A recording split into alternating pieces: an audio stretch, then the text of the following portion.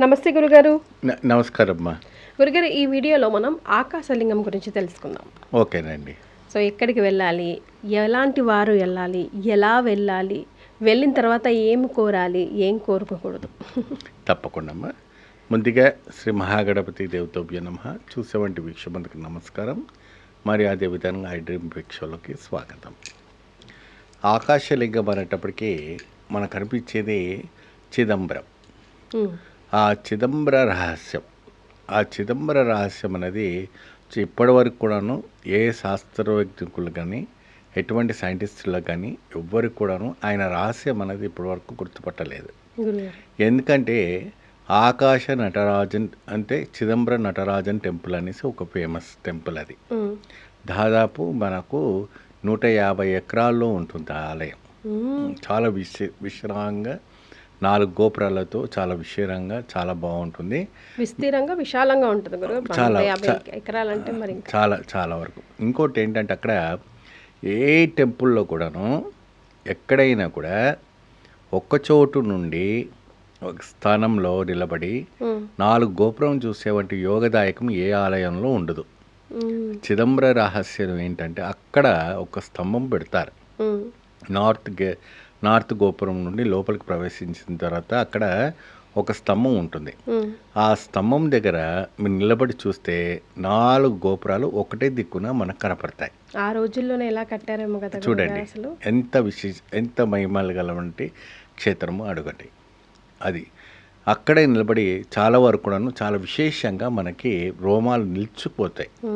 అద్భుతమైనటువంటి ఒక పుణ్యక్షేత్రం చిదంబర రహస్యం. అక్కడ నటరాజుడు చాలా వరకు కూడాను ఓ విశేషమైనటువంటి ఒక భంగిమలో మనకు కనపడుతుంటారు. ఆ భంగిమలో ఏంటంటే నటమాడుతున్నటువంటి భంగిమలు మనకు కనపడుతూ ఉంటుంటారు. అక్కడ పక్కనే తెర తీస్తారు. ఆ తెర తీయంగానే అక్కడ లింగం ఉండదు.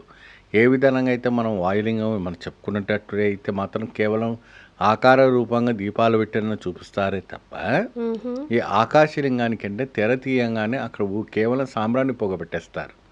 కేవలం ఆకాశమే, అక్కడ లింగం ఉండదు, ఒక ఆకారం ఉండదు, ఎటువంటి దీపం ఉండదు, కేవలం ఆకారం. అక్కడ అంతా పూజలు అందుకున్నది కేవలం నటరాజ స్వామి మాత్రమే.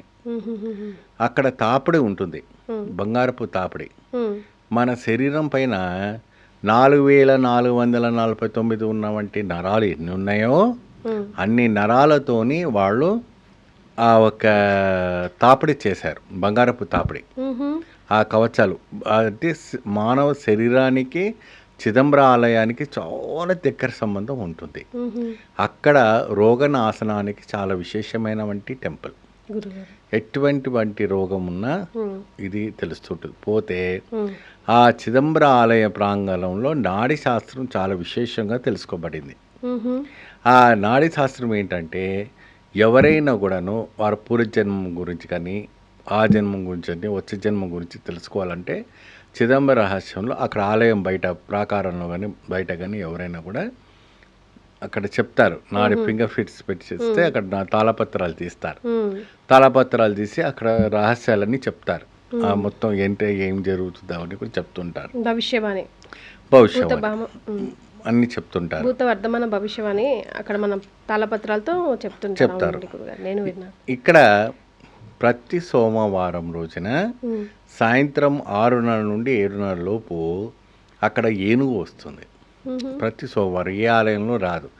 మూల విగ్రహం దగ్గర తీసుకొచ్చేసి సోమవారం సాయంత్రం రోజున స్వామివారికి పద్మకమలాలు తన తొండంతో సమర్పిస్తుందట. ఆ విశేషంగా చూడడానికి కొన్ని వేల మంది భక్తులు అక్కడ వేచి ఉంటారు ఆ ఏనుగు కోసం. ఆ ఏనుగు ఆ చప్పుడు చేసుకుంటూ స్వామివారికి నమస్కారం పెడుతూ స్వామివారి దగ్గర నుంచి స్వామివారి స్వయంగా ఆ నటరాజు చిదంబర నటరాజు ఆ గజేంద్రుడికి పూజలు అందిస్తారు. అంటే అయ్యగారులు చేస్తారు అనుకోండి. అయ్యగారులు అడుగుతారు. అక్కడ చంద్రమౌళీశ్వర స్వామి లింగం అని ఒక లింగం ఉంటుంది, ఆత్మలింగం, స్ఫటికలింగం. దానికి బంగారు తొడుగు అని తొడిగిస్తూ ఉంటుంటారు. ఆ స్ఫటికలింగము మాత్రాన్ని అక్కడ పెట్టి మనం పూజిస్తూ ఉంటారు. ఆ స్ఫటికలింగం తీర్థమే జనాలపైన చల్లేసి ఆశీర్వచనం చేస్తారు.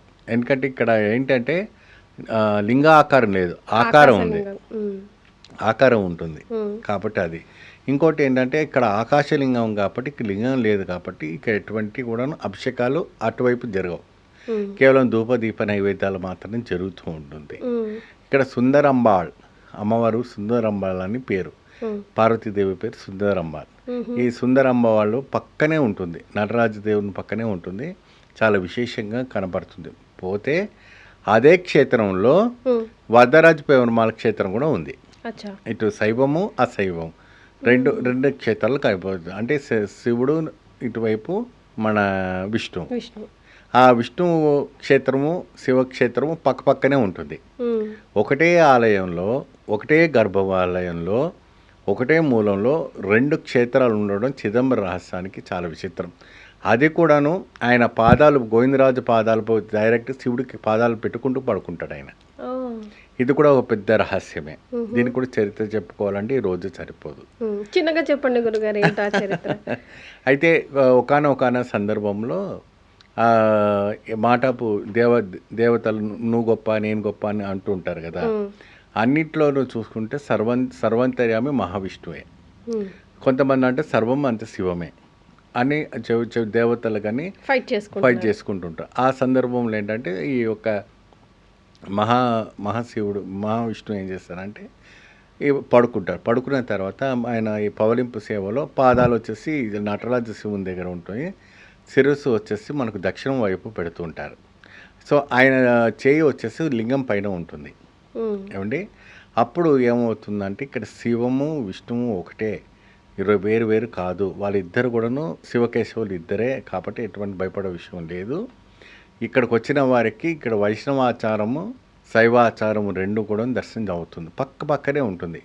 మీరు ఎప్పుడైనా చిదంబరం ఆలయానికి వెళ్ళారంటే అక్కడ వెళ్ళి చూసారంటే ఇదిగో ఈ ద్వారం దగ్గర నటరాజ శివుని కనపడతారు, ఈ ద్వారం దగ్గర వరదరాజ పెరుమాళ్ గారు పడుకొని ఉంటారు. ఆ స్వామివారి మహిమ క్షేత్రం అంటే చాలా అరుదుగా ఉంటుంది. ఇక్కడ విష్ణు సహస్రనామం జరుగుతుంది, అక్కడ రుద్రాభిషేకాలు జరుగుతుంటాయి 2. అంటే ఇదివరకు ఏంటంటే శివుడే గొప్ప అని కొంతమంది, విష్ణువే గొప్ప అని కొంతమంది, ఆ రోజుల్లో వైరాగ్యాలు బాగా జరిగాయి. సో దానికి విరుద్ధంగా దీనికోసం శివకేశవులకు భేదాలు లేవు, ఇద్దరు ఒకటే అని ఏ ఆలయంలో లేదు అటువంటిది, కేవలం ఈ ఆలయంలో మనకు కనపడుతుంటుంది. ముఖ్యంగా ఎలాంటి రోగాలన్నా పటాపంచలు అవుతాయి ఆలయాన్ని విజిట్ చేస్తే. ఆలయంలో అంటుకున్నాను ముఖ్యమైన పూజలు అభిషేకాలు ఏవైనా చేయించుకునేవి ఉంటాయి అక్కడికి వెళ్ళినప్పుడు. స్వామివారికి నటరాజునికి వచ్చేసి ప్రత్యేకమైన అభిషేకం ఉంటుందమ్మా. అది వచ్చి నవపాస అభిషేకం. నవపాసాలు అంటే అది 9 రకాల ద్రవ్యాలతో స్వామివారికి అభిషేకాలు చేస్తారు. ప్రతి సోమవారం రోజున ముందుగా ఆదివారం రోజు వెళ్ళి బుకింగ్ చేసుకోవాలి. అక్కడ నటరాజు సుందరేశ్వర అమ్మాయిలకి కళ్యాణం కూడా జరుగుతుంది, అది కూడా మనం బుక్ చేసుకోవచ్చు. అది కూడా ఒక రోజు ముందు వెళ్తే సోమవారం రోజు వివాహం చేస్తారు. అక్కడ ఉండడానికి అంతకుండా బయట సత్రాలు మంచి సిటీ, మెయిన్ సిటీయే, మంచి వసతి ఉంటుంది, బ్రహ్మాండంగా ఉంటుంది. ఉండి వెళ్ళి దర్శనం చేసుకోవచ్చు. రైట్, చాలా సంతోషం గురుగారు. నమస్కారం. And for more videos, please subscribe to iDream channel. Subscribe to iDream Media. Please subscribe to iDream. Please subscribe to iDream. Please subscribe iDream. And please subscribe to iDream. For more videos, subscribe to iDream. please like, share and subscribe to the channel. Congratulations, iDream. Subscribe to iDream. Subscribe to iDream. So subscribe to iDream Media. iDream ki iDream team andarki huge congratulations. Please subscribe iDream Media. Please subscribe to iDream. Subscribe iDream. Please subscribe to iDream. iDream అంటే నా కళల ఛానల్ను subscribe చేసుకున్న నోరు తిరుగుతలేదు, మీరైతే గంట గుర్తు కొట్టండి. For more such videos, please subscribe to iDream.